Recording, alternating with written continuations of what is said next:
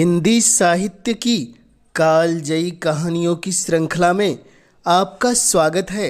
लीजिए आज सुनते हैं मुंशी प्रेमचंद जी की सुप्रसिद्ध कहानी रहस्य। तो लीजिए प्रारंभ करते हैं कहानी रहस्य।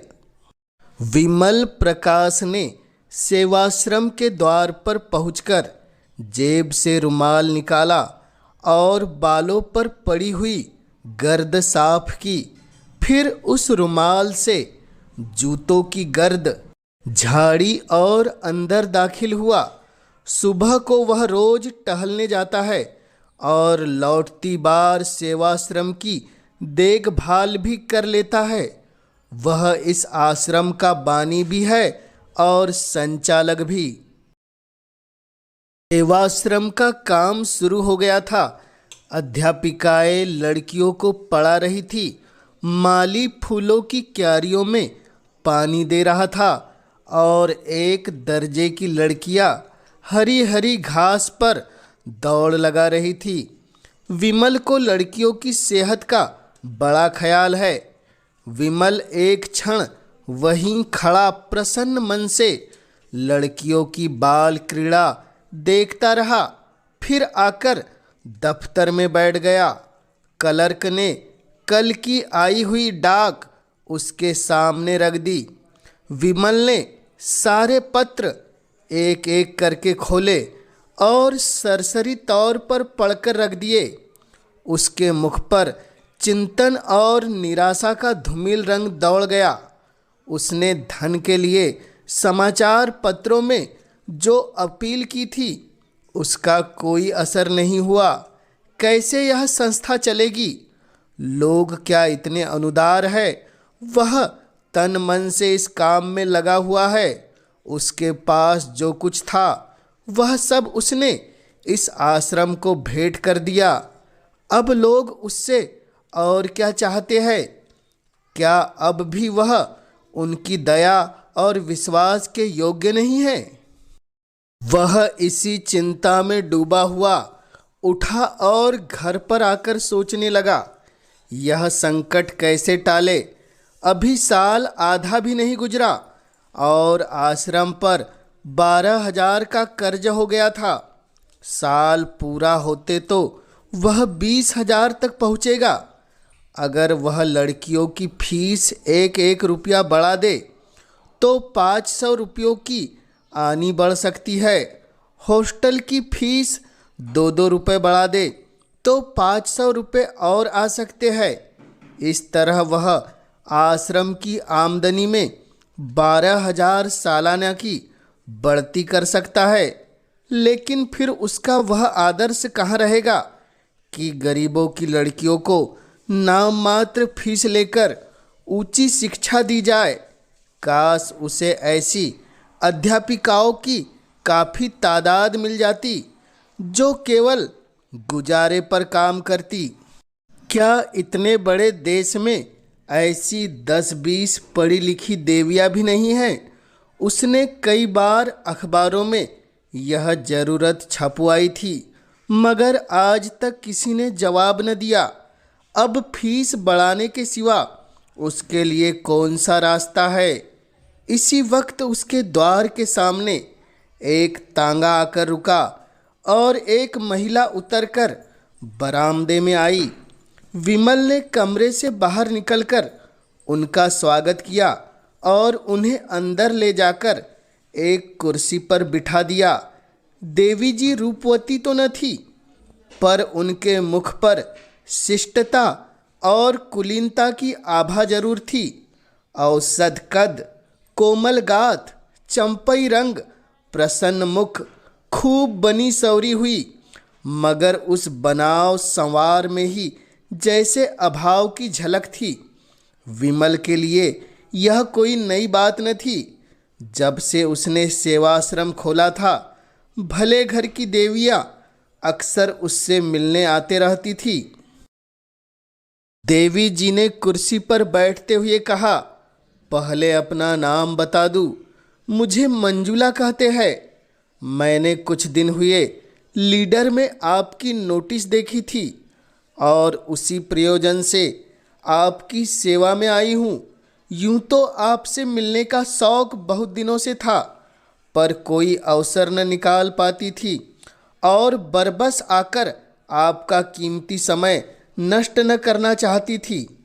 आपने जिस त्याग और तन्मयता से नारियों की सेवा की है, उसने आपके प्रति मेरे मन में इतनी श्रद्धा पैदा कर दी है कि मैं उसे प्रकट करूं तो शायद आप खुशामद समझे।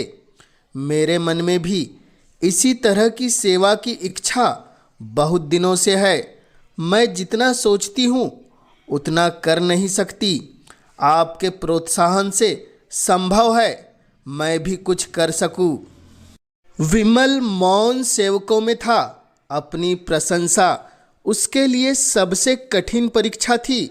उसकी ठीक वही दशा हो जाती थी जैसे कोई पानी में डुबकियां खा रहा हो। वह खुद किसी के मुंह पर उसकी तारीफ न करता था, इसलिए तारीफ के भूखे उसे तंगदिल समझते थे। वह पीठ के पीछे तारीफ करता था, हाँ, बुराइयां वह मुंह पर करता था और दूसरों से भी यही आशा रखता था। उसने अपना उखड़ा हुआ पाँव जमाते हुए कहा, यह तो बहुत अच्छी बात होगी। आप शौक से आए, सेवाश्रम की दशा तो आपको मालूम होगी। वह देवी बोली, मैं इस इरादे से यहाँ नहीं आई हूँ। यह मैं पहले ही समझ गया था। मेरी यह आशा न थी। यूं ही कह दिया, अच्छा, आपका मकान यहीं है? मंजुला देवी का घर लखनऊ में है। जालंधर के कन्या विद्यालय में शिक्षा पाई है। अंग्रेजी में अच्छी लियाकत है। घर के काम धंधे में भी कुशल है और सबसे बड़ी बात यह है कि उनके हृदय में सेवा का उत्साह है। अगर ऐसी स्त्री सेवाश्रम का भार अपने ऊपर ले ले तो क्या कहना। मगर विमल के मन में एक प्रश्न उठा। पूछा, आपके पति भी आपके साथ रहेंगे? साधारण सा सवाल था, मगर मंजुला को नागवार लगा। बोली, जी नहीं, वह अपने घर रहेंगे। वह एक बैंक में नौकर है और अच्छा वेतन पाते हैं। विमल के मन का प्रश्न और भी जटिल हो गया। जो आदमी अच्छा वेतन पाता है, उसकी पत्नी क्यों उससे अलग काशी में रहना चाहती है? केवल इतना मुंह से निकला, अच्छा। मंजुला ने शायद उनके मन का भाव ताड़कर कहा, आपको यह कुछ अनोखी सी बात लगती होगी, लेकिन क्या आपके ख्याल में शादी का आशय यह है कि स्त्री को पुरुष के दामन में छिपी रहना चाहिए? विमल ने जोश के साथ कहा, हरगिज नहीं। जब मैं अपनी ज़रूरतों को घटाकर शिखर तक पहुंच सकती हूं तो किसी पर भार क्यों बनूं? बेशक हम दोनों में मतभेद है और उसके अनेक कारण हैं।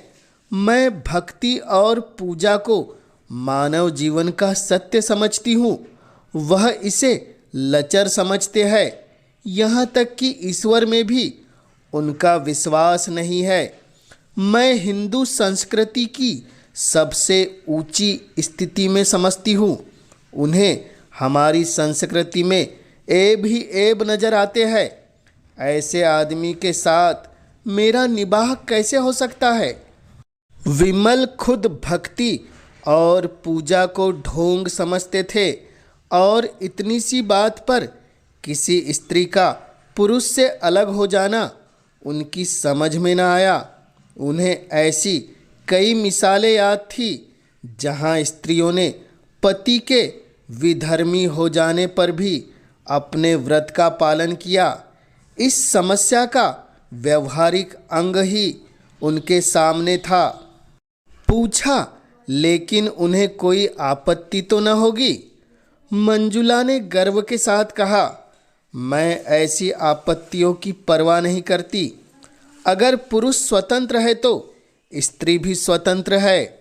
फिर उसने नर्म होकर करुण स्वर में कहा, यूं कहिए कि हम और वह 3 साल से अलग रहते हैं एक ही मकान में, लेकिन बोलते नहीं। जब कभी वह बीमार पड़े, मैं उनकी तीमारदारी की। उन पर कोई संकट आया है तो मैंने उनकी सच्चे मन से सेवा की। लेकिन मैं मर भी जाऊं तो उन्हें दुख नहीं होगा। वह खुश होंगे कि गला छूट गया। वह मेरा पालन पोषण करते हैं, इसलिए। ऐसा कहते कहते देवी जी का गला भर आया।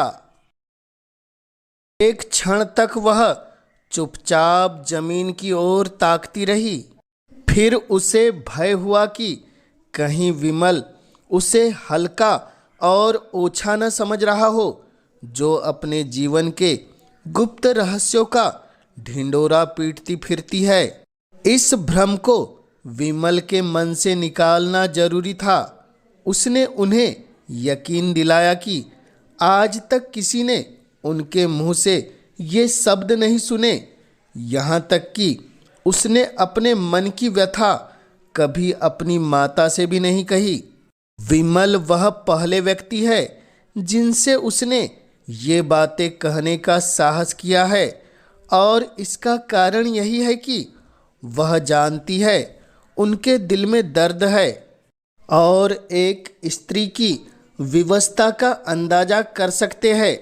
विमल ने लजाते हुए कहा, यह आपकी कृपा है जो मेरे बारे में ऐसा ख्याल करती है। और उनके मन में मंजुला के प्रति श्रद्धा उत्पन्न हुई। बहुत दिनों के बाद उसे एक देवी नजर आई जो सिद्धांत के लिए इतना साहस कर सकती है। वह खुद मन ही मन समाज से विद्रोह करता रहता था। सेवाश्रम भी उनके मानसिक विद्रोह का ही फल था। ऐसी स्त्री के हाथों में वह सेवाश्रम बड़ी खुशी से सौंप देगा। मंजुला इसके लिए तैयार होकर आई थी। मंजुला के जीवन में आत्मदान की मात्रा ही ज़्यादा थी। देह को वह इस भावना की पूर्ति का साधन मात्र समझती थी। दुनिया की बड़ी से बड़ी विभूति भी उसे शांति न दे सकती थी। मिस्टर मेहरा से उसे केवल इसलिए अरुचि थी कि वह भी साधारण प्राणियों की भांति भोग विलास के प्रेमी थे। जीवन उनके लिए इच्छाओं में बहने का नाम था। स्वार्थ की सिद्धि में नीति या धर्म की बाधा उनके लिए असहाय थी। अगर उनमें कुछ उदारता होती और मंजुला से मतभेद होने पर भी वह उसकी भावनाओं का आदर करते और कम से कम मुख से ही उसमें सहयोग करते, तो मंजुला का जीवन सुखी होता।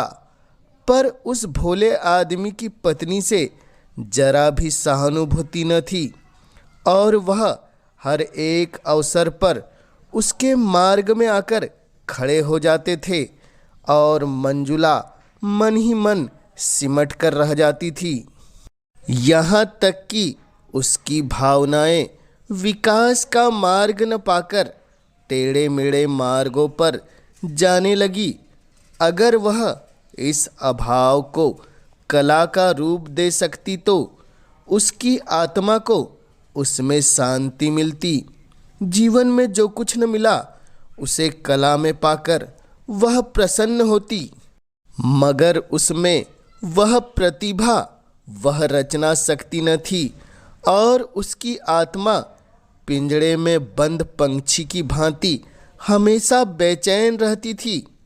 उसका अहनुभाव इतना प्रछत्र हो गया था कि वह जीवन से विरक्त होकर बैठ सकती थी। वह अपने व्यक्तित्व को स्वतंत्र और पृथक रखना चाहती थी। उसे इसमें गर्व और उल्लास होता था कि वह भी कुछ है। वह केवल किसी वृक्ष पर फैलने वाली और उसके सहारे जीने वाली बेल नहीं है। उसकी अपनी अलग हस्ती है, अपना अलग कार्य क्षेत्र है। लेकिन यथार्थताओं के इस संसार में आकर उसे मालूम हुआ कि आत्मदान का जो आशय उसने समझ रखा था वह सरासर गलत था।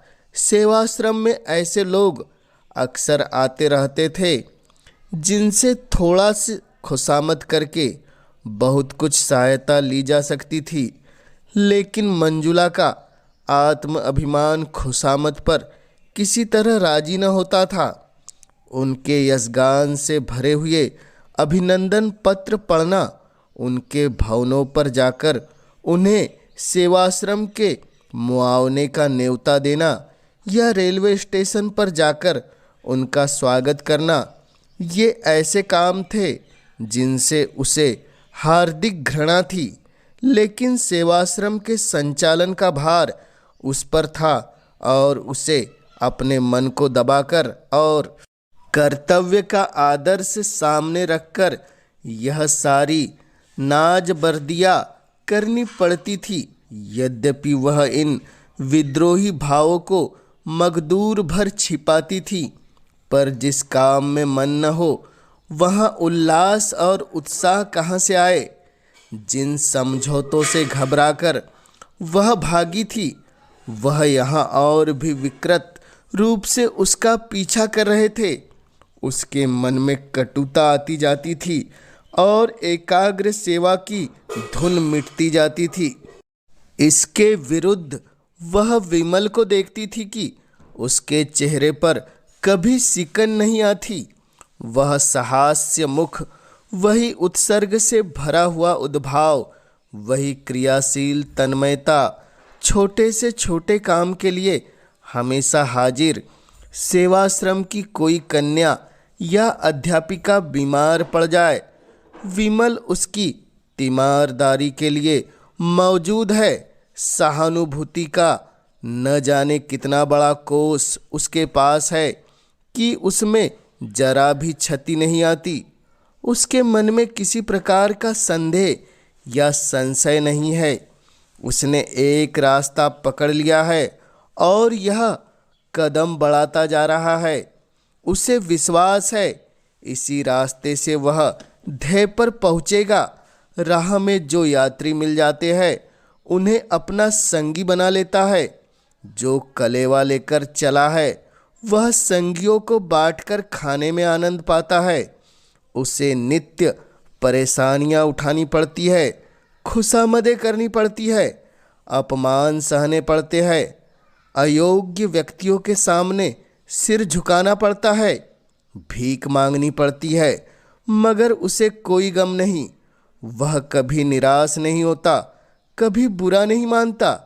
उसके अंदर कोई ऐसी चीज है जो हजारों ठोकरें खाने पर भी ज्यों की त्यों उछलती और दौड़ती रहती है।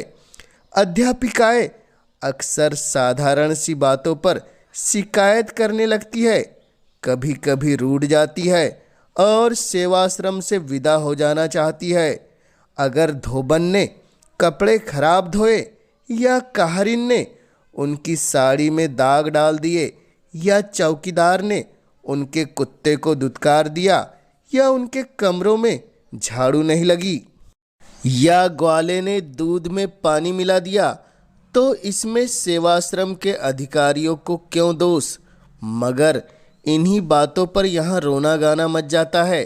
दुनिया सिर पर उठा ली जाती है और विमल सेवक की भांति अनुनय विनय करके उनका गुस्सा ठंडा करता है, उनकी घुड़कियाँ सुनता है और हंसकर रह जाता है। फूल यह है कि अध्यापिकाओं की उस पर श्रद्धा हो जाती है। वह उसे अपना अफसर नहीं, अपना मित्र और बंधु समझती है।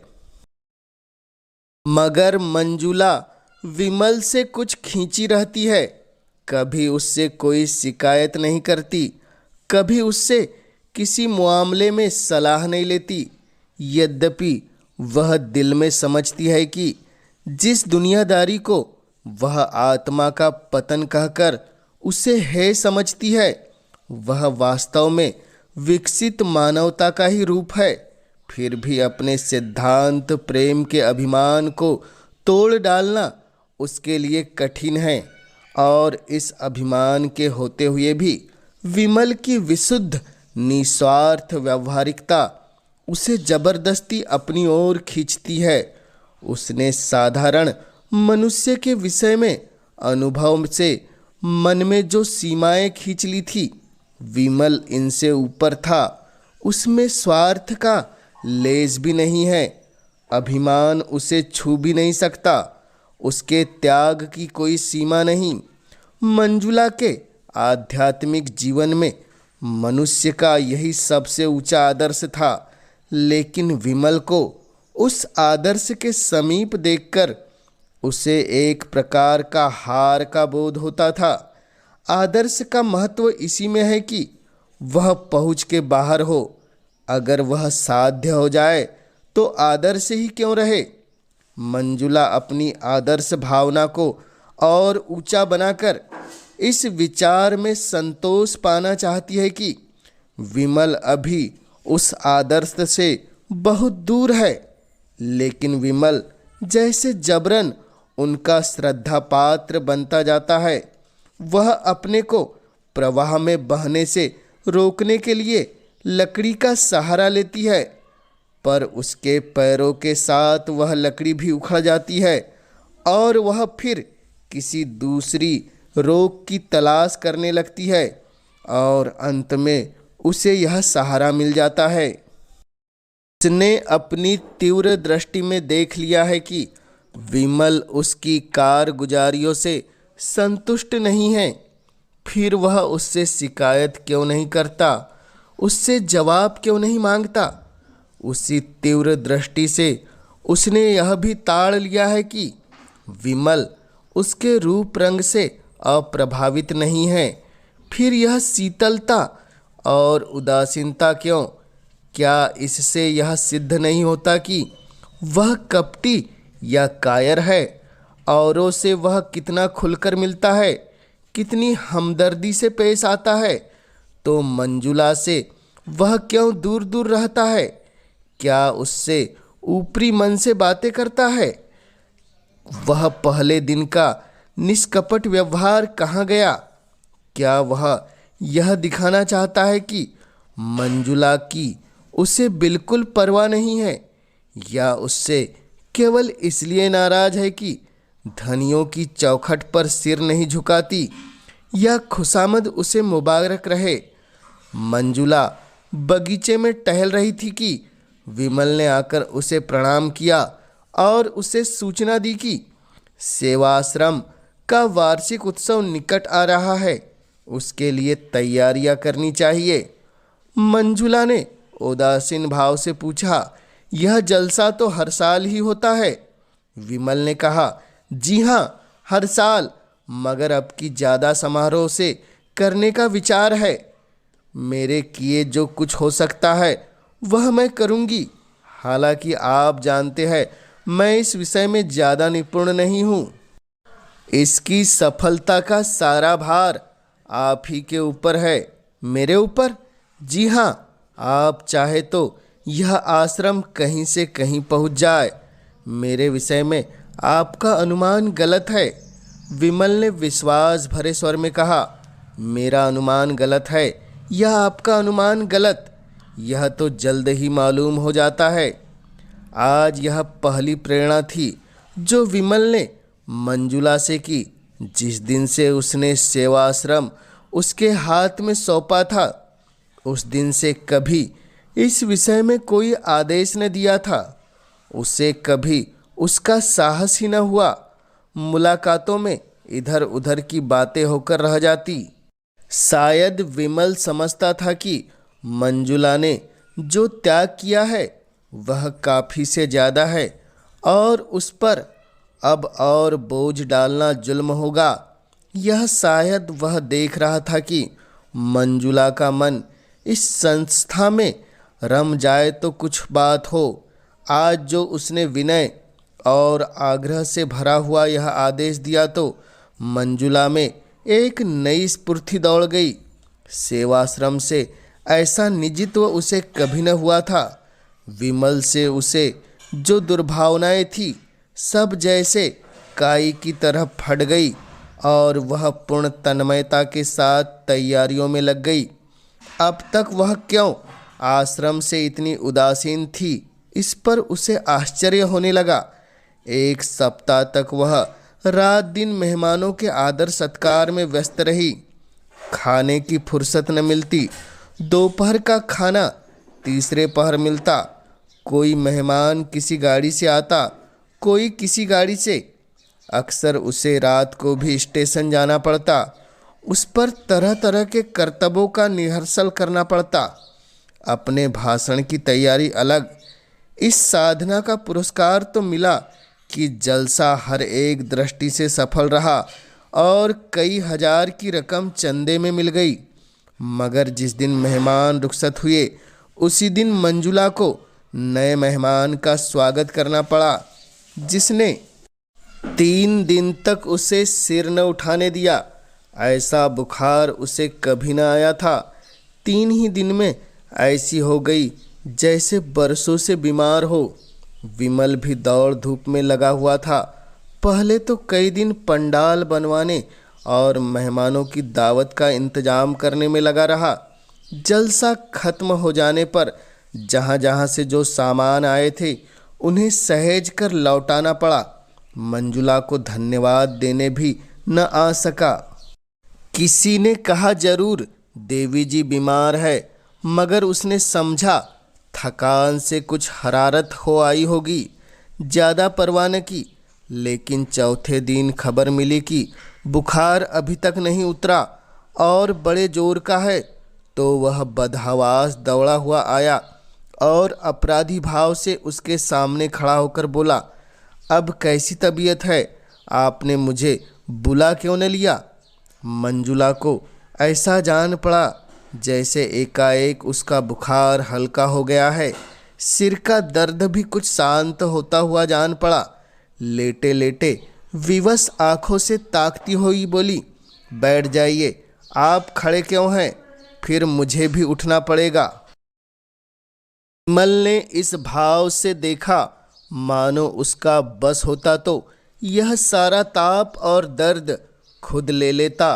फिर आग्रह से बोला, नहीं नहीं, आप लेटे रहे, मैं बैठ जाता हूँ। इसका अपराधी मैं हूँ। मैंने ही आपको इस जहमत में डाला, मुझे क्षमा कीजिए। मैंने आपसे वह काम लिया जो खुद मुझे करना चाहिए था। मैं अभी जाकर डॉक्टर को बुला लाता हूँ। क्या कहूँ, मुझे जरा भी खबर न हुई। फिजूल के कामों में ऐसा फंसा रहा कि कुछ पता ही नहीं चला। और उसने पीठ फेरी ही थी कि मंजुला ने हाथ उठाकर मना करते हुए कहा, नहीं नहीं, डॉक्टर की कोई ज़रूरत नहीं, आप जरा भी परेशान न हो, मैं बिल्कुल अच्छी हूँ, कल तक उठ बैठूँगी। उसके मन में और कितनी ही बातें उठी, मगर उसने होठ बंद कर लिए। इस आवेश में वह न जाने क्या क्या बक जाएगी। अभी तक विमल ने शायद उसे देवी समझकर उसके सामने सिर झुकाया है, उससे दूर अवश्य रहा है, मगर इसलिए नहीं कि वह समीप आना नहीं चाहता, बल्कि इसलिए कि अपनी सरलता में, अपनी साधना में उसके समीप आने में झिझकता है कि कहीं देवी को नागवार न गुजरे। विमल ने अपने मन में उसे जिस ऊंचे आसन पर बिठा दिया है, उससे नीचे वह न आएगा। विमल को मालूम नहीं वह कितना सात्विक, कितना विशालात्मा पुरुष है। ऐसे आदमी की स्मृति में हमेशा के लिए एक आकाश में उड़ने वाली निष्कलंक, निष्कपट सती की धुंधली छाया छोड़ जाना कितना बड़ा मोह है। उसने विनोद भाव से कहा, हाँ क्यों नहीं, क्योंकि आप तो मनुष्य है और मैं काठ की पुतली।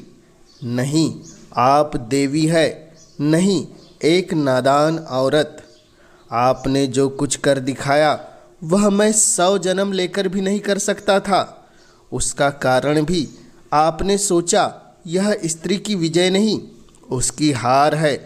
अगर इन दोषों के साथ मैं स्त्री न होकर पुरुष होती तो शायद इसकी चौथाई सफलता भी न मिलती। यह मेरी जीत नहीं, मेरे नारीत्व की जीत है। रूप तो असार वस्तु है जिसकी कोई हकीकत नहीं। वह धोखा है, फरेब है, दुर्बलताओं को छिपाने का पर्दा मात्र। विमल ने आवेश में कहा, यह आप क्या कहती है मंजुला देवी? रूप संसार का सबसे बड़ा सत्य है। रूप को भयंकर समझकर हमारे महात्माओं और पंडितों ने दुनिया के साथ घोर अन्याय किया है। मंजुला की सुंदर छवि गर्व के प्रकाश से चमक उठी। रूप को असत्य समझने के प्रयास में सदैव असफल रही थी और अपनी निष्ठा और भक्ति से मानो अपने रूप का प्रायश्चित कर रही थी। इसी रूप के इस समर्थन ने एक क्षण के लिए उसे मुग्ध कर दिया, मगर वह संभल कर बोली, आप धोखे में हैं विमल बाबू, मुझे क्षमा कीजिए, मगर यह रूप की उपासना आप में कोई नई बात नहीं है। मर्दों ने हमेशा रूप की उपासना की है। थोड़े से पंडितों या महात्माओं ने चाहे रूप की निंदा की हो, पर मर्दों ने प्राय रूप आसक्ति का ही प्रमाण दिया है। यहाँ तक कि रूप के लिए धर्म की परवाह नहीं की और उन पंडितों और महात्माओं ने भी जबान या कलम से चाहे रूप के विरुद्ध विष उगला हो, लेकिन अंतःकरण में भी उसकी पूजा करते हैं। जब कभी रूप ने उनकी परीक्षा की है, उनकी तपस्या पर विजय पाई है, फिर भी जो असत्य है वह असत्य ही रहेगा। रूप का आकर्षण केवल बाहरी आंखों के लिए है। ज्ञानियों की निगाह में उसका कोई मूल्य नहीं। कम से कम आपके मुख से मैं रूप का बखान नहीं सुनना चाहती, क्योंकि मैं आपको देवतुल्य समझती हूँ और दिल से आप पर श्रद्धा रखती हूँ। विमल विक्षिप्त सा जमीन की तरफ ताकता रहा और बराबर ताकता ही चला गया, जैसे वह मूर्छित अवस्था में हो। फिर चौंक कर उठा और अपराधियों की भांति सिर झुकाए सानिध्य भाव से कदम उठाता हुआ कमरे से निकल गया और मंजुला निश्चिंत बैठी रही। उस दिन से एकाएक विमल का सारा उत्साह और कर्मण्यता जैसे ठंडी पड़ गई, जैसे उसमें अब अपना मुंह दिखाने की हिम्मत नहीं है। मानो इस रहस्य का पर्दा खुल गया है और चारों तरफ उसकी हंसी उड़ रही है। वह अब सेवाश्रम में बहुत कम आता है और आता भी है तो अध्यापिकाओं से कुछ बातचीत नहीं करता, सबसे जैसे मुंह चुराता फिरता है।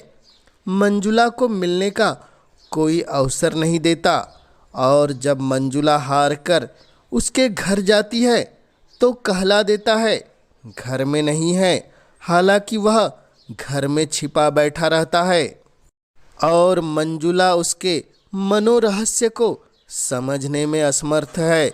विमल ने अपनी साधना और सद्भावना से उसे अपनी ओर आकर्षित कर लिया है, इसमें संदेह नहीं। वह एक नारी की गहरी अंतर्दृष्टि से देख रही है कि विमल भी उसका उपासक बन बैठा है और जरा भी प्रोत्साहन पाने पर अपने को उसके चरणों पर डाल देगा। उसने बरसों से जो जिंदगी बसर की है उसमें प्रेम नहीं है। सेवा और कर्तव्य का दामन पकड़कर भी उसे अपनी अपूर्णता का ज्ञान होता रहता है। जिस पुरुष में उसका प्रेम नहीं है, न विश्वास है, उसके प्रति वह किसी तरह का नैतिक या धार्मिक बंधन नहीं स्वीकार करती। वह अपने को स्वच्छंद समझती है, चाहे समाज उसकी स्वच्छंदता न माने, पर उसकी आत्मा इस विषय में अपने को आज़ाद समझती है। मगर विमल की नज़रों में आदर और भक्ति पाने का मोह उसमें इतना प्रबल कि वह उस स्वच्छंदता की भावना को सिर नहीं उठाने देती। वह विमल से सत्सर्ग ही घनिष्ठता तो चाहती है, पर अपने आत्म अभिमान की रक्षा करते हुए। इसके साथ ही विमल के पवित्र और निर्मल जीवन में वह दाग नहीं लगाना चाहती। उसने सोचा था विमल को दवा का हल्का सा घूंट पिलाकर वह स्वस्थ कर देगी। वह स्वस्थ होकर उसके मनोधान में आएगा, फूलों को देखकर प्रसन्न होगा, हरी हरी दूब पर लेटेगा, पक्षियों का गाना सुनेगा। उससे वह इतना ही संसर्ग चाहती थी। दीपक के प्रकाश का आनंद तो दीपक से दूर रहकर ही लिया जा सकता है। उसे स्पर्श करने से तो जल जाते हैं। मगर अब उसे मालूम हुआ कि दवा की वह घूंट बाधा को हरने के बदले एक दूसरा रोग पैदा कर गई।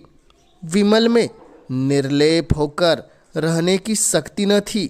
वह जिस चीज की ओर झुकता था तन मन से उसी का हो जाता था, और जब खींचता था तो माना नाता ही तोड़ लेता था। उसके इस व्यवहार को मंजुला अपमान समझती और मन यहाँ से उचट रह जाता। आखिर एक दिन उसने विमल को पकड़ ही लिया था। मंजुला जानती थी विमल रोज दरिया किनारे सैर करने जाता है।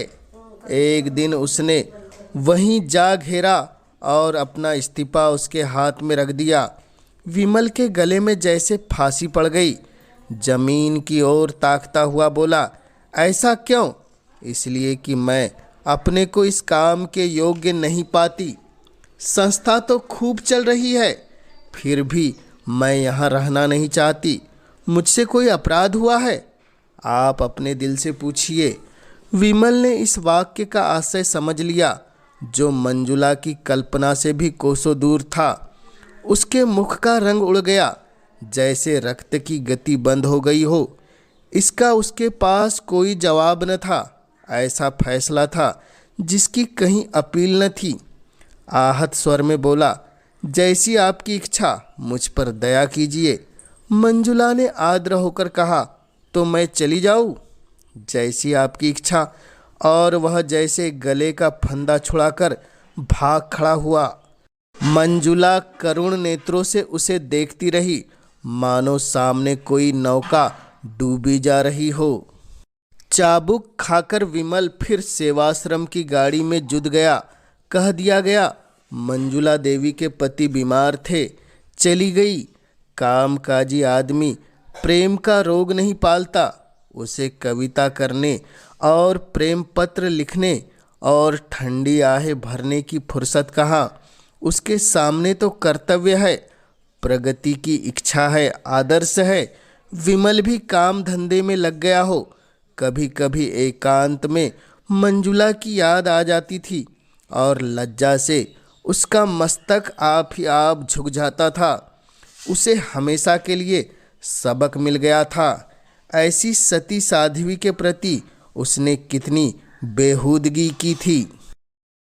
3 साल गुजर गए थे। गर्मियों के दिन थे। विमल अब की मंसूरी की सैर करने गया हुआ था और एक होटल में ठहरा था।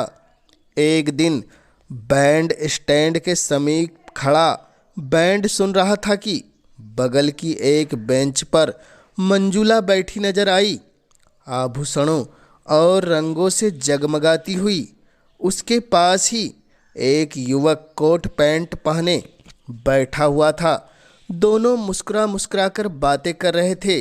दोनों के चेहरे खिले हुए, दोनों प्रेम के नशे में मस्त। विमल के मन में सवाल उठा, यह युवक कौन है? मंजुला का पति तो नहीं हो सकता। यह संभव है उसका पति ही हो। दंपति में अब मेल हो गया हो। उसे मंजुला के सामने जाने का साहस न हुआ। दूसरे दिन वह एक अंग्रेजी तमाशा देखने सिनेमा हॉल गया था। इंटरवल में बाहर निकला तो कैफे में फिर मंजुला दिखाई दी। सिर से पांव तक अंग्रेजी पहनावे में वही कल वाला युवक आज भी उसके साथ था। आज विमल से जब्त न हो सका। उसके पहले कि वह मन में कुछ निश्चय कर सके, वह मंजुला के सामने खड़ा था। मंजुला उसे देखते ही सन्नाटे में आ गई। मुंह पर हवाइयाँ उड़ने लगी, मगर एक ही क्षण में उसने अपने को संभाल लिया और मुस्कुराकर बोली, हेलो विमल बाबू, आप यहाँ कैसे? और उसने उस नवयुवक से विमल का परिचय कराया। आप महात्मा पुरुष है, काशी के सेवाश्रम के संचालक, और यह मेरे मित्र मिस्टर खन्ना है, जो अभी हाल में ही इंग्लैंड से ICF होकर आए हैं। दोनों आदमियों ने हाथ मिलाए। मंजुला ने पूछा, सेवाश्रम तो खूब चल रहा है, मैंने उसकी वार्षिक रिपोर्ट पत्रों में पढ़ी थी। आप यहाँ आकर ठहरे हुए हैं? विमल ने अपने होटल का नाम बतलाया। खेल फिर शुरू हो गया। खन्ना ने कहा, खेल शुरू हो गया, चलो अंदर चले। मंजुला ने कहा, तुम जाकर देखो, मैं जरा मिस्टर विमल से बातें करूंगी। खन्ना ने विमल को जलती हुई आंखों से देखा और अकड़ता हुआ अंदर चला गया।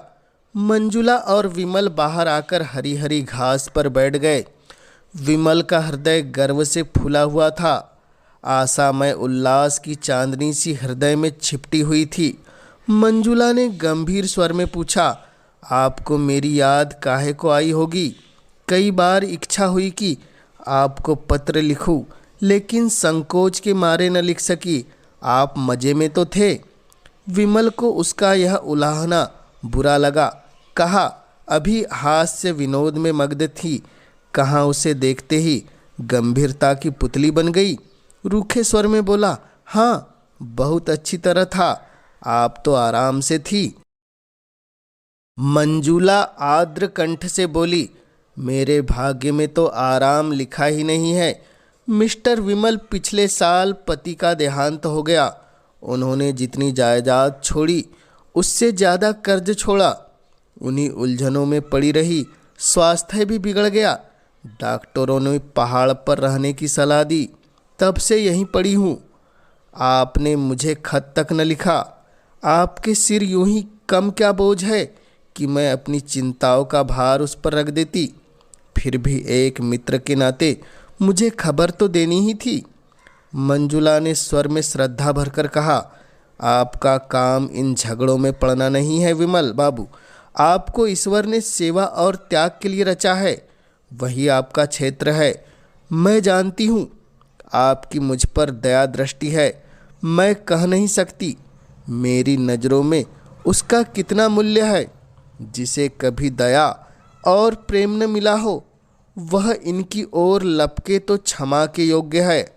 आप समझ सकते हैं उनका परित्याग करके मैंने कितनी बड़ी कुर्बानी की है। अगर मैंने इसी को अपना कर्तव्य समझा, मैं सब कुछ सह लूँगी, पर आपको देवत्व के ऊंचे आसन से नीचे न गिराऊंगी।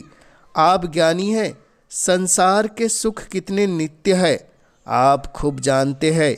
इनके प्रलोभन में न आइए। आप मनुष्य है, आप में भी इच्छाएं हैं, वासनाएं हैं, लेकिन इच्छाओं पर विजय पाकर ही आपने यह ऊंचा पद पाया है। उसकी रक्षा कीजिए, और अध्यात्म ही आपकी मदद कर सकता है। उसकी साधना से आपका जीवन सात्विक होगा और मन पवित्र होगा। विमल ने अभी अभी मंजुला को आमोद प्रमोद में क्रीड़ा करते देखा था। खन्ना से उसका संबंध किस तरह का है, यह भी वह समझ रहा था। फिर भी इस उपदेश में उसे सच्ची सहानुभूति का संदेश मिला। विलासिनी मंजुला उसे देवी के रूप में नजर आई। उसके भीतर का अहंकार उसकी लोलुपता से बलवान था। सद्भावना से भरकर बोला, देवी जी, आपने जिन शब्दों से मेरा सम्मान किया है, उसके लिए आपका एहसानमंद हूँ। कहिए, मैं आपकी क्या सेवा कर सकता हूँ? मंजुला ने उठते हुए कहा, आपकी कृपा दृष्टि काफ़ी है। उसी वक्त खन्ना सिनेमा हॉल से बाहर आता दिखाई दिया। यह कहानी आपको कैसी लगी, कमेंट्स के माध्यम से हमें ज़रूर बतलाएं, और जन जन तक हिंदी साहित्य की गाथा को पहुंचाने में अपना योगदान देने इस चैनल को अवश्य सब्सक्राइब कीजिए, ताकि आपके सहयोग से मैं हिंदी साहित्य की महान रचनाओं को जन जन तक पहुंचाने के लिए हमेशा उत्साहित रह सकूं। आप सभी श्रोताओं का पुनः इस चैनल से जुड़ने के लिए हृदय की गहराई से बहुत बहुत आभार।